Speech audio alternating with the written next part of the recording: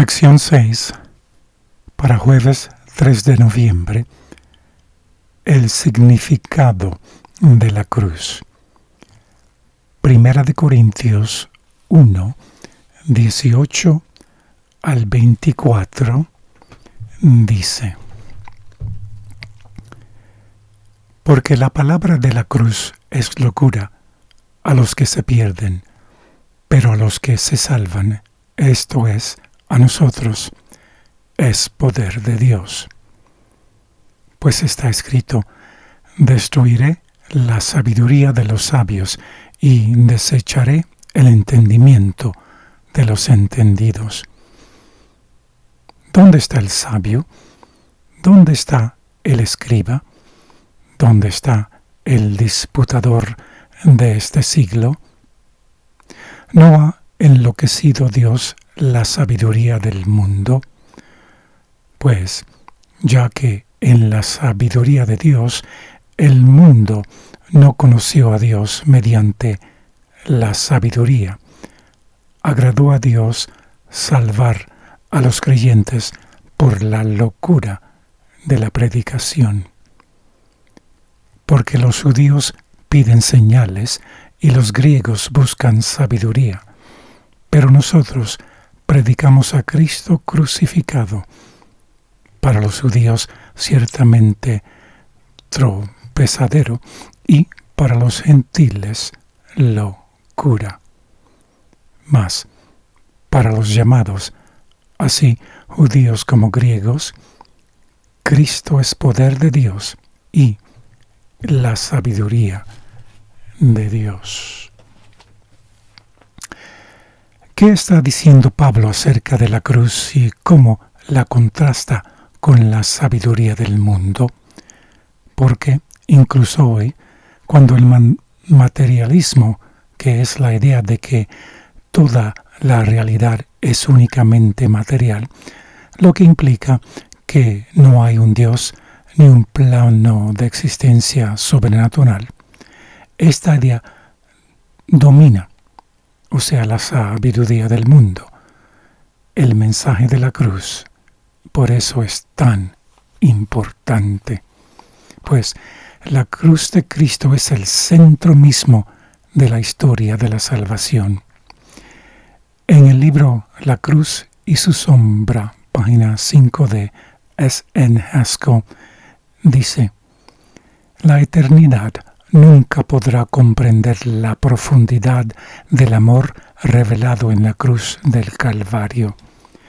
Fue allí donde el amor infinito de Cristo y el egoísmo ilimitado de Satanás se enfrentaron cara a cara. Mientras Cristo se ofrecía humildemente como rescate por la raza humana, Satanás lo envolvía egoístamente en sufrimiento y agonía.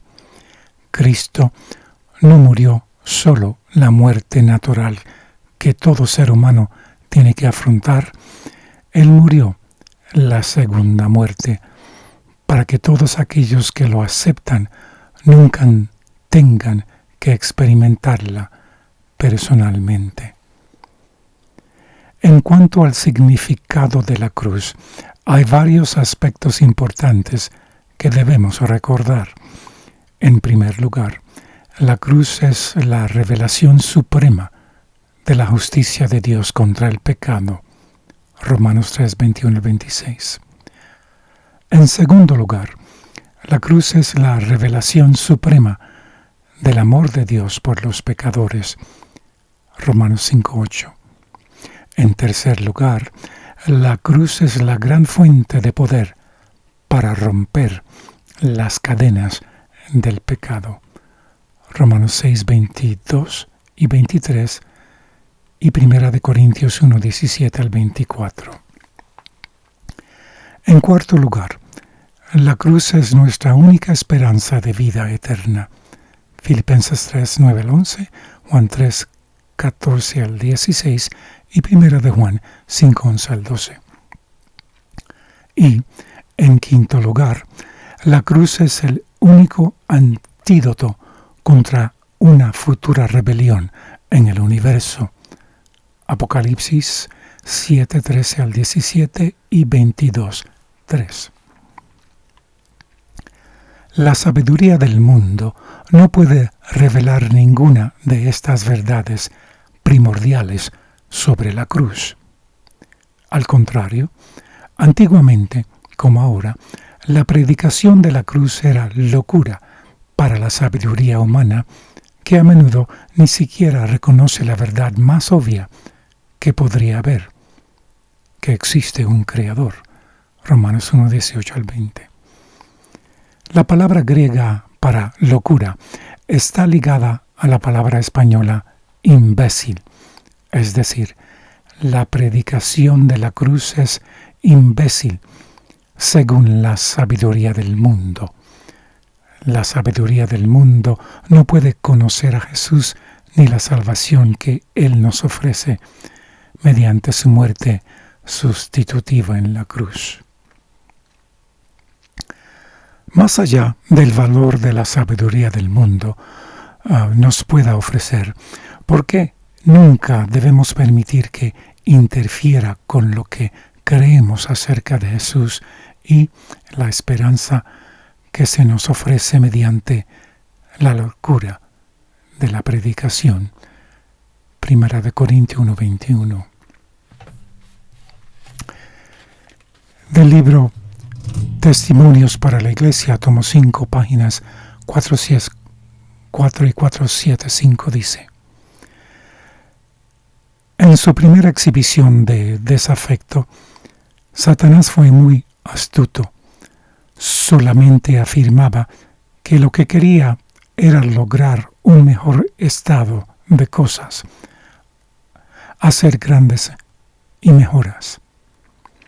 Indujo la primera pareja a separarse de Dios, a apartarse de su lealtad a los mandamientos divinos, en torno al mismo punto en que son tentadas y fracasan miles de personas hoy en día, es decir, por medio de sus propios vanos pensamientos.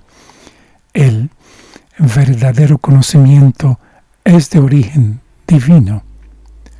Satanás insinuó en las mentes de nuestros primeros padres el deseo por el pensamiento especulativo, por medio del cual declaró que ellos mejorarían su condición grandemente. Pero para lograrlo, deberían seguir por un camino contrario a la santa voluntad de Dios, por cuanto Dios no los conduciría a alturas mayores. No era el propósito de Dios que ellos obtuvieran un conocimiento que se basara en la desobediencia. Satanás procuraba dirigir a Adán y a Eva por un campo ancho, y abre hoy ese mismo campo ante el mundo por medio de sus tentaciones. Del libro El Ministerio de Curación, páginas 42 y 3, dice: si puedes creer al que cree, todo es posible. Marcos 9:23. La fe nos une con el cielo y nos da fuerza para contender con las potestades de las tinieblas. Dios ha provisto en Cristo los medios para contrarrestar toda malicia y resistir toda tentación, por fuerte que sea. Pero muchos sienten que les falta la fe y por eso permanecen apartados de Cristo. Arrójense estas almas conscientes de su desesperada indignidad en los brazos misericordiosos de su compasivo Salvador. No miren a sí mismas, sino a Cristo, el que sanó a los enfermos y echó fuera los demonios cuando andaba con los hombres, sigue siendo el mismo poderoso Redentor. Echad mano, pues, de sus promesas como de las hojas del árbol de la vida. Juan 6:37 dice, al que a mí viene, no le echo fuera. Al acudir a Él, creed que os acepta, pues así lo prometió. Nunca pereceréis si así lo haces, nunca. Romanos 5:8 dice, Dios encarece su caridad para con nosotros, porque siendo aún pecadores, Cristo murió por nosotros. Y Romanos 8:31-32 dice, si Dios está por nosotros, ¿quién puede estar contra nosotros? El que ni a su propio Hijo perdonó, sino que le entregó por todos nosotros, ¿cómo no nos ha de dar también de pura gracia todas las cosas juntamente con Él? Que tengan un día bendecido.